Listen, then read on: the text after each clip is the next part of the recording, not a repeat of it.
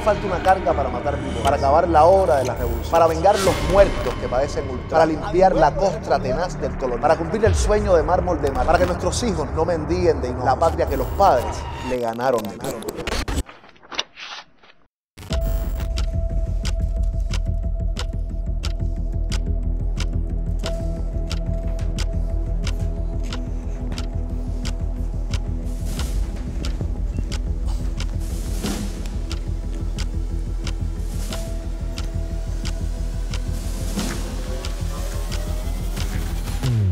La dimensión histórica de un suceso pocas veces puede preverse en el momento en que ocurre.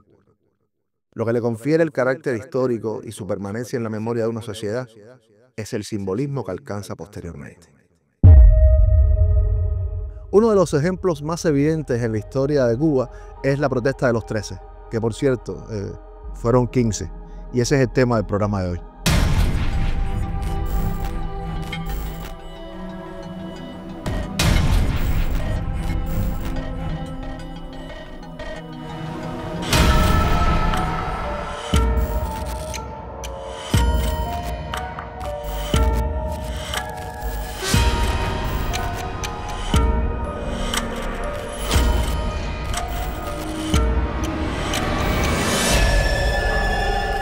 La protesta de los 13 aparece reflejada en todos los libros de historia de Cuba.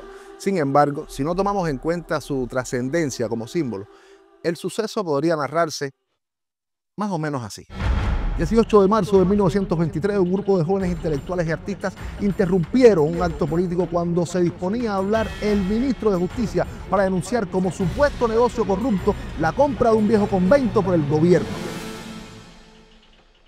Dicho de esta manera, la acción pudo perderse entre tantas protestas, denuncias y huelgas que tuvieron lugar durante la primera mitad del siglo XX aquí en Cuba.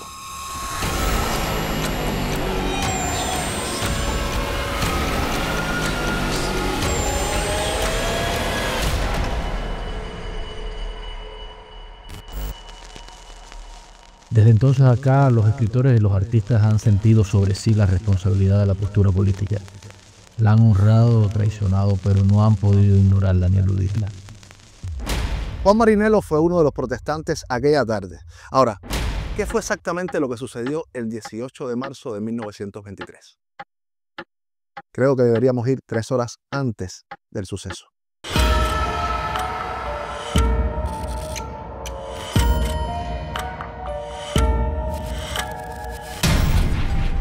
Al mediodía del 18 de marzo de 1923 disfrutaban un almuerzo, celebrando el estreno de la zarzuela Las Naciones del Golfo, cuyo libreto lo habían escrito 2 miembros del grupo, Andrés Núñez Solano y Guillermo Martínez Márquez. Acostumbraban a hacerlo los sábados y por eso comenzaron a identificarse como los sabáticos, los que después pasaron a la historia como grupo minorista.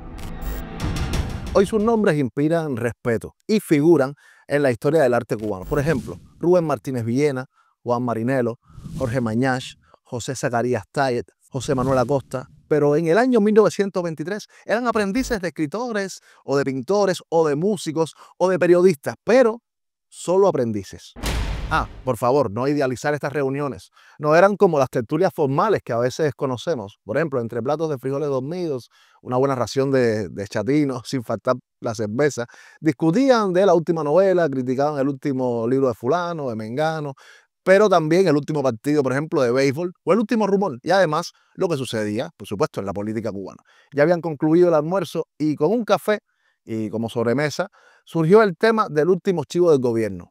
Chivo se le decía, se los aclaro, a los negocios de la corrupción de los políticos en nuestro país.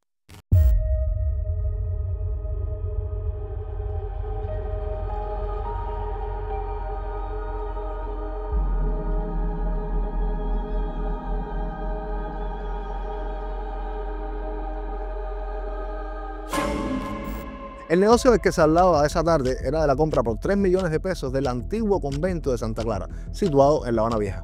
Hace años la oficina del historiador lo reconstruyó y dedicó a la atención de las personas de la tercera edad, pero en 1923, sinceramente, ya eso era un cascarón.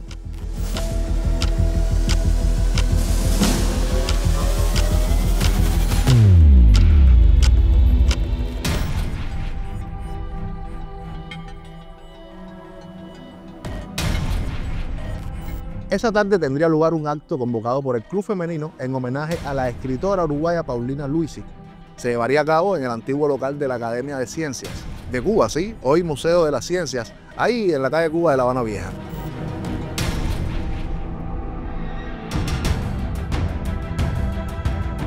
¿Qué pasó?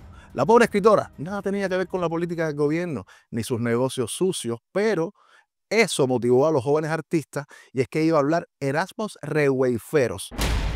¿Que quién era Erasmus Regueiferos? Pero les cuento que era el secretario de Justicia, o sea, ministro de Justicia. Por su cargo lo consideraban involucrado en el negocio, igual que el presidente de la República, Alfredo Zayas, autor del decreto que autorizaba la compra por esa cantidad de dinero. Martínez Villena, que se destacaba por su ímpetu, su traza de líder, dijo: vamos para allá. Y para allá se fue todo el mundo.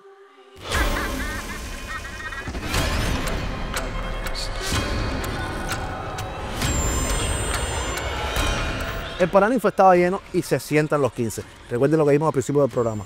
Eran 15, no 13, como se dice en la historia. Voy a decirle los nombres porque no quiero que se me quede ninguno fuera.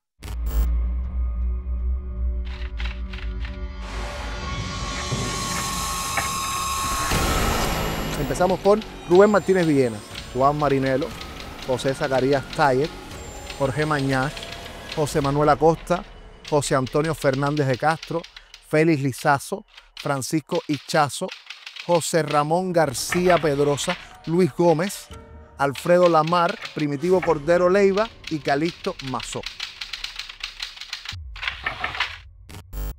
Les cuento que todo estaba bien hasta que el secretario de Justicia, Regueiferos, se dirigía a hacer uso de la palabra. En ese momento, Villena, que tan solo tenía 23 años, se puso de pie y lo interrumpió. Digamos que lanzó su denuncia como si quisiera fulminarlo. Terminó y con la misma se marcharon ante el asombro y el escándalo de todos los presentes. Imagino que todos se han quedado así. Y bueno, en su cuenta y en la mía faltan 2 nombres, pero ya ustedes después sabrán por qué.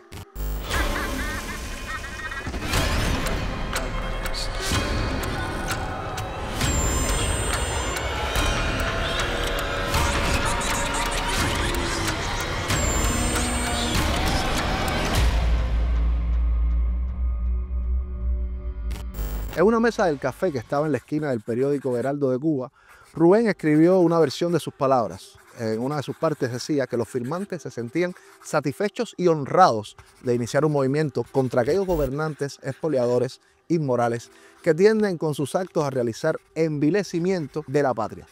Entregó el texto al jefe de la redacción del diario, que era otro narrador humorista, Miguel de Marcos, autor de la novela Papayito Mayari. El documento se publicó y los firmantes fueron detenidos. Los acusaron de rebelión y luego lo dejaron solo en injurias. Los defendió el abogado Juan Marinelo, que entonces tenía 25 años. Además, era uno de los protestantes. Todos, por suerte, salieron bajo fianza. Al ocurrir la protesta de los 13, el 18 de marzo de 1923, Rubén es encausado por el delito de difamación. Desde la cárcel, y dando muestras de su brillante forma de escribir, dirige al poeta peruano José Torres Vidaurre una bella epístola conocida con el nombre de Mensaje Lírico Civil. Bueno, les cuento que por error en algunos artículos se incluyó como parte de los protestantes a Miguel de Marcos, también a los homenajeados esa tarde, Núñez Olano y Martínez Márquez, que estuvieron en el almuerzo, pero no así en la protesta. Y en otra relación se agregó Alejo Carpentier, que tampoco estuvo ese día. Ahora, nos queda por aclarar, ¿por qué si fueron 15? Se llama la protesta de los 13. Bueno, les cuento. 2 de los que acudieron a la Academia de Ciencias ese día no firmaron la declaración. Uno fue Ángel Lázaro, porque era español y temía ser expulsado del país. El otro fue Emilio Teume, que era masón, y Erasmus Regueiferos había sido gran maestro de la Gran Logia de la isla de Cuba y también temía que se tomaran medidas contra él. Por eso se puede decir que la protesta de los 13 la hicieron 15.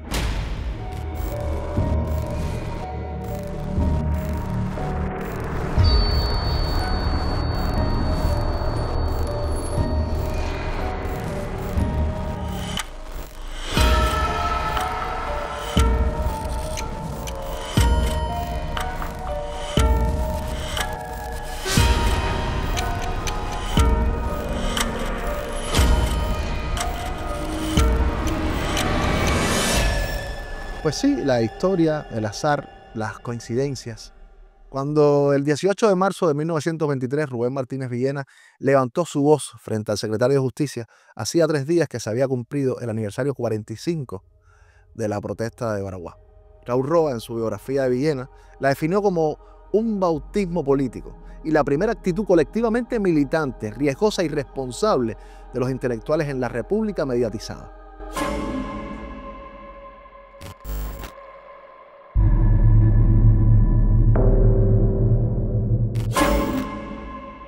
Fue en esos días de 1923 que Villena escribió su conocido poema Mensaje lírico civil.